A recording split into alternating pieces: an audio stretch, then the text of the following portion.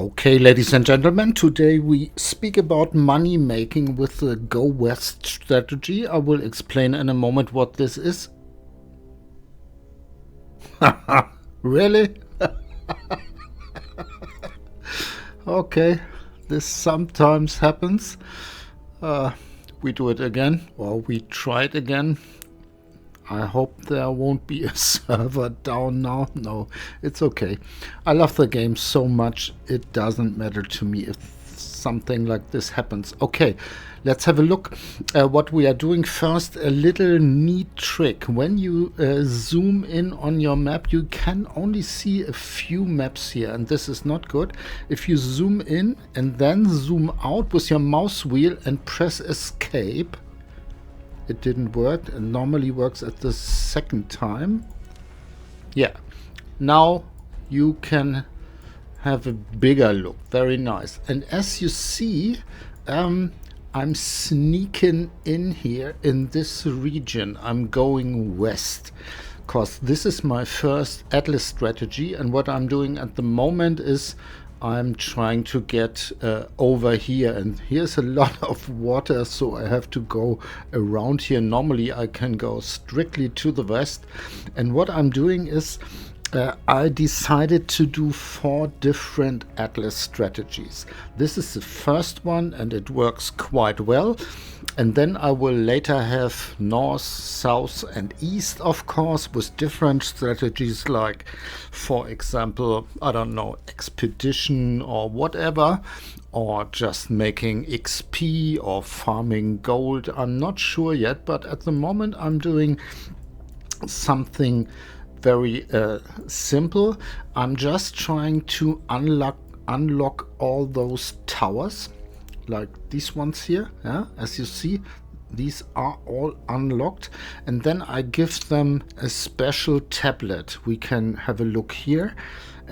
The tablets I use give us more rare monsters, cause those are the mobs which give the good currency drops, and these rare monsters have more modifiers. Here you see they have an additional modifier and 167% to have another additional modifier. So these are 2.5 if you want, and there's something on our Atlas tree which corresponds very well with this, and this is Deadly Evolution.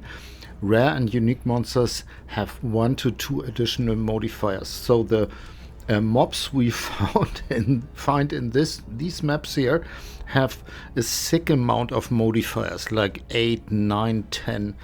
Really stupid, and they drop quite a big amount of loot, as you can see. So I'm going west. At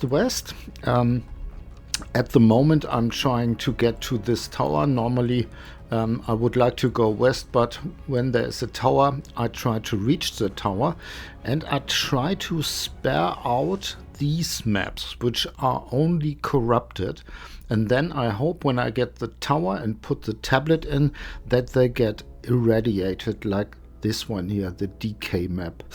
And this is a juicy map. I would run this with a tier 16 map, so it gets tier 18. But before I will do this, I will have this tower too to have even better mods on it. Now it's not so great. 28% number of rare monsters is a little bit low. I want to have more, so I will get this tower first and then do the map. And this is what I did before.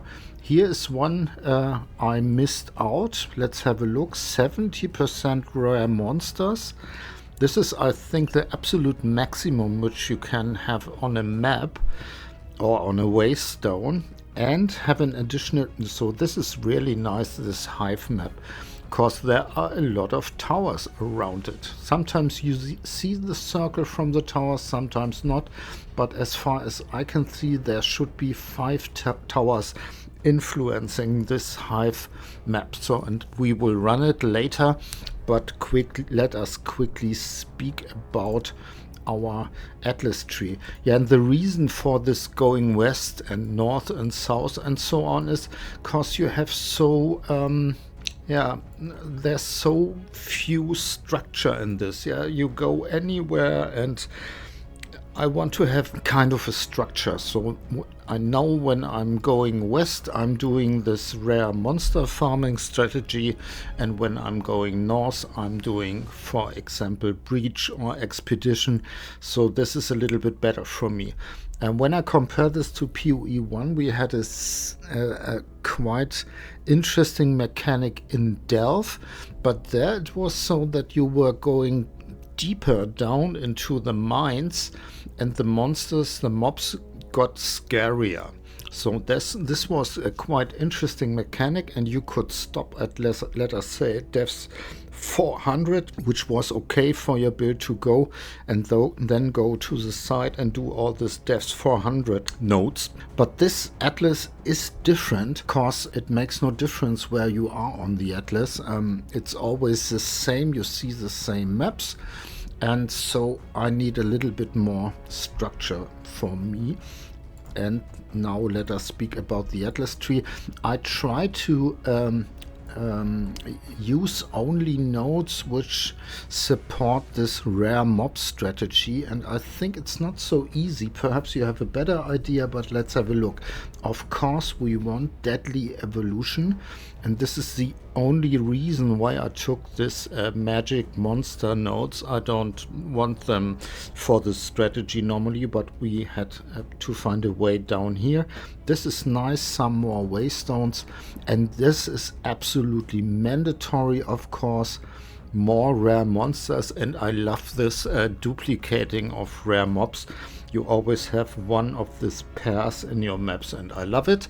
And we've got here more effect of explicit modifiers, and these are I buy only waystones which higher the number of rare monsters, and here we have some effect of them.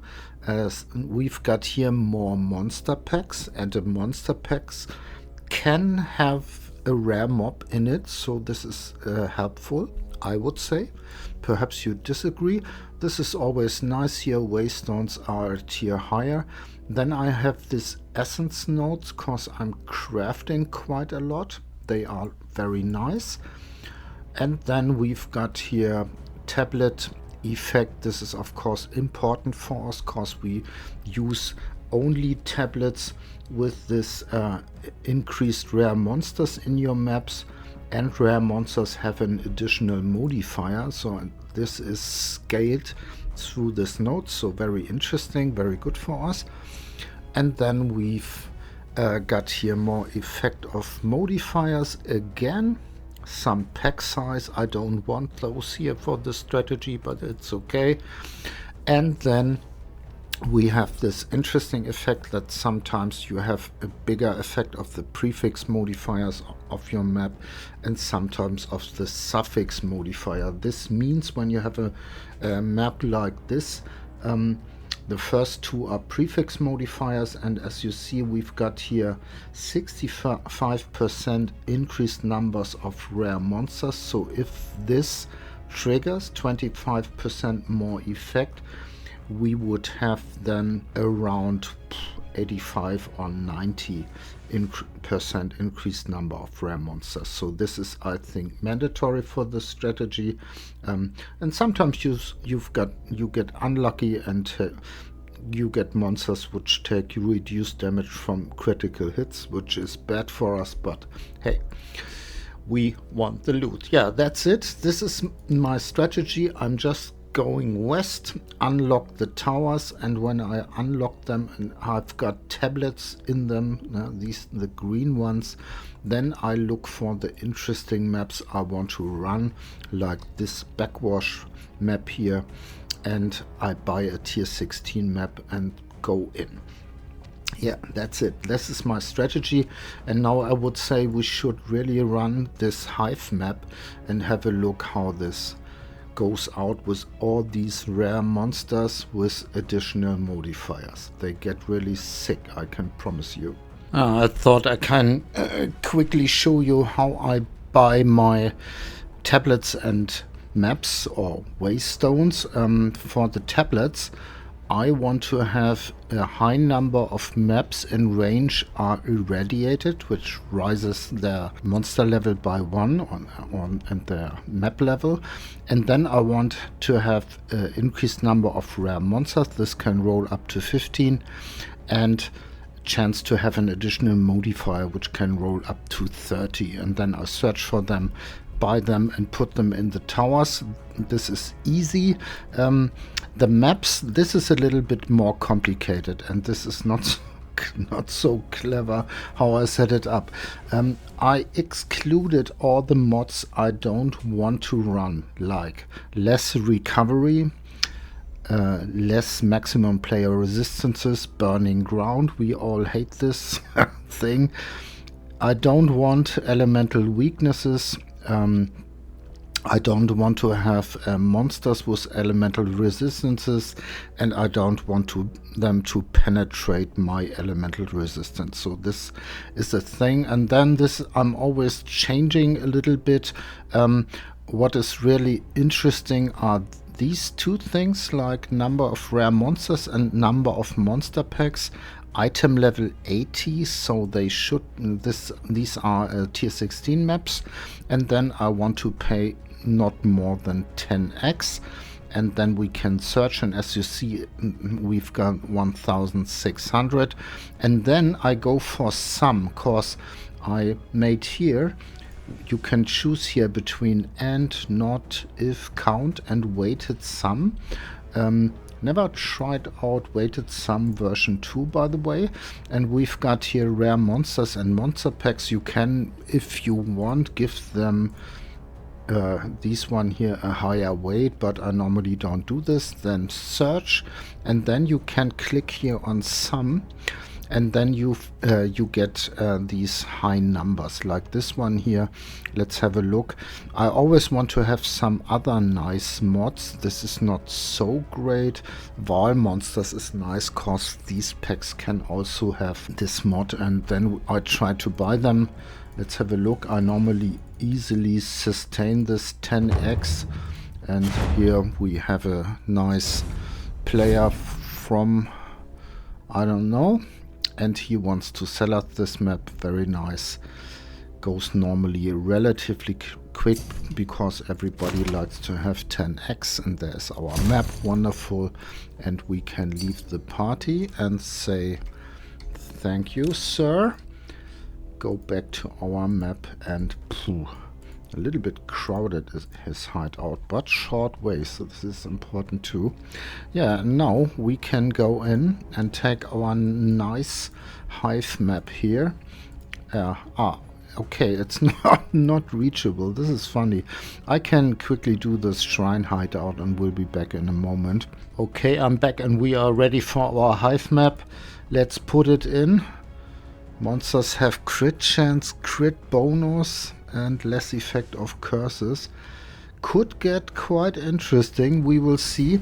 The reason why I'm looking for those maps is because they drop items which have at least item level 82, and I need this for crafting because I'm still missing quite a lot of gear pieces. I think my scepter is okay now, but I need a lot of gear pieces to get better stats and so on, and so I need these drops from crafting bases. Perhaps we will see some of them. I think there's a first mob.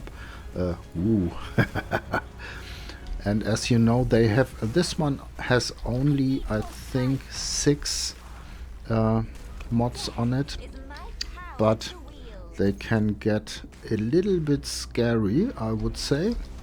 And my minions don't want to follow me, as always. Normally Hive is a quite okay map. There are the next rare mobs. We will get a lot of them, and as you see, they drop the good loot. Let's have a look. Level 20? No, sadly not. And we proceed. Whoa, I really don't want to die here. Don't have to lose so much cause I just turned level 95. But I hate dying absolutely. Here's again something which is fighting back. There was a rare I didn't notice. These straw sandals aren't interesting for us. Blue mobs, I think they are good for experience, but not sure yet. This will be one of the next strategies I will try out. And we proceed. There's the next rare mob. Very nice. We try to kill him. Yeah, and as you see, they drop a lot of loot. And this is not only... the reason is not only that they are rare mobs, but I know these two, they aren't good.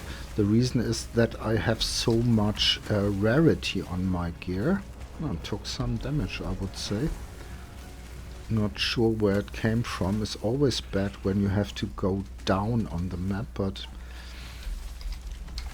I want to have some structure in it, and so I go in a circle, and then normally when the circle is full, the map should be completed. Not always, but most of the time. There's a big nasty rare mob which dropped a precursor tablet. 6 maps are irradiated. This is not one of the good ones. You look for 9 or 10. Don't, but I take it. Maybe I can use it, or 3 to 1 it, whatever. We will see.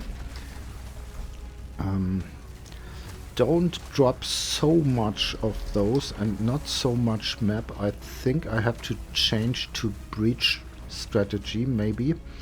I'm not too happy with this strategy. It's okay, I get normally quite a lot of crafting bases, but I'm not sure if this is the right way. But breach is a little bit rippy, and I absolutely don't want to die. So I'm a little bit cowardly maybe on this. There's the next rare mob. As you see, you really get a lot of rare mobs. I think the maps can yield up to 20 rare mobs, and this is really sick. We have still some left. I don't think that I have to show you the whole map. Maybe one nice drop and then we can end this. This is what I'm doing at the moment. I'm farming, hunting rare mobs and setting up my atlas to the west, and maybe to the north will be then our next strategy. Breach should be something which is interesting. Another rare mob. I'm doing something quite stupid. I'm picking up all maps, make them rare and sell them, because this gives a lot of money, gold, which I can buy amulets from. This is one of our recent videos we made, and yeah, maybe stupid, but making them rare is absolutely dirt cheap, and you get at least 4,000 gold per map, most of the time more, and this is really nice. A quarterstaff tier 5. This is nice because this tier 5 items can't roll the lowest 4 modifier tiers. So this is quite interesting.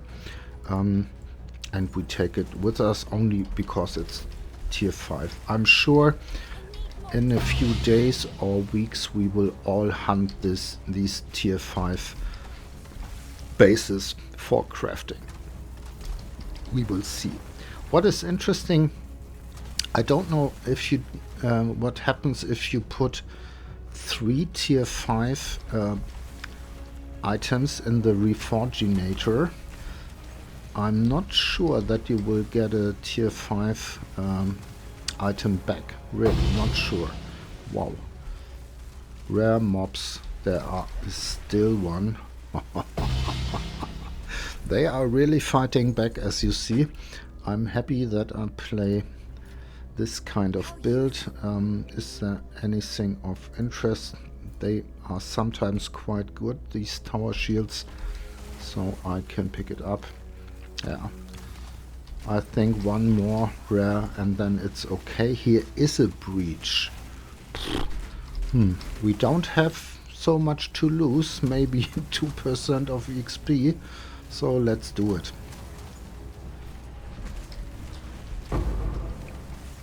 Already a breach splinter, and now we get a lot of more rare mobs, but I'm relatively sure that I will die in here, and I don't want to get hit by these fireballs. This was maybe the wrong side of the breach. Maybe this side is better. I don't know. We will see. Quite unlucky so far. I want this big breach lord hand. Haven't seen it so far. Ooh la la. We still have some minions alive. Very nice drops. As I told you, breach is good, but you really need some power. And we are still missing our +3 amulet. As soon as I get it, I think I will start doing breach. I would say. We will see. Okay, yeah, that's it for today. This is my strategy at the moment, going west, and I will tell you how it went in one of our next videos.